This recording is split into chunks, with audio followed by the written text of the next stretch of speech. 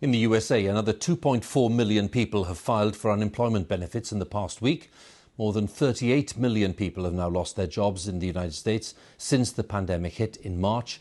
And these are the worst layoffs the country has seen since the Great Depression of the early 1930s.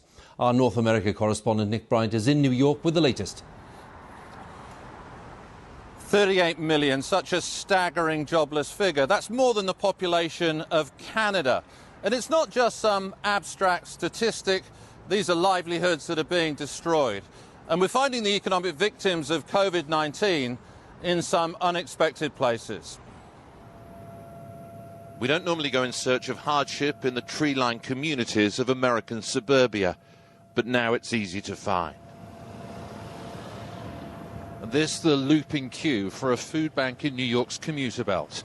Cars normally used for school pickup and the weekly shop, now a marker of middle-class need. Some had waited more than 5 hours, bumper to bumper, in a queue that stretched more than a mile. Come here now. Come here now. For organiser Jamie Scott, traffic control has become a major problem. 8 weeks ago, in the early days of the shutdown, he saw 65 families. Now it's 600. And look at the cars. A Mercedes, an expensive SUVs. You see a lot of starter Mercedes, starter Beamers, high-end like Toyotas and what have you. The problem is, really, the people have gone now without 4 or 5 or 6 or 7 paychecks, and it's starting to catch up. They need food. It's the most basic thing. Guys, it's going to be 3 families, guys, 3 families. At the front of the line, we met people who had well-paid jobs. All the way up, guys, all the way up to the girls. Before the coronavirus wrought such economic destruction. People who've never had to rely on aid. Michelle Fernanda is a florist, struggling to make ends meet. We have to pay the rent, gas, cars, and all those stuff. I mean, you've got a beautiful car. Did you ever imagine that you'd be lining up for food? No, never. Yancy Mendez is trying to feed her kids. Have you got any income at the moment?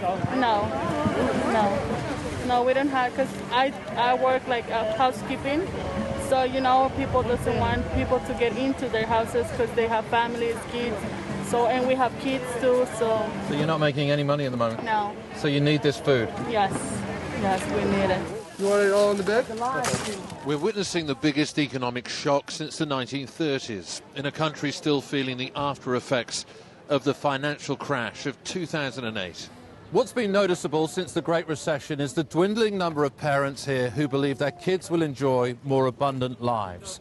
That long-held belief in generational progress that gives this country so much energy and so much drive.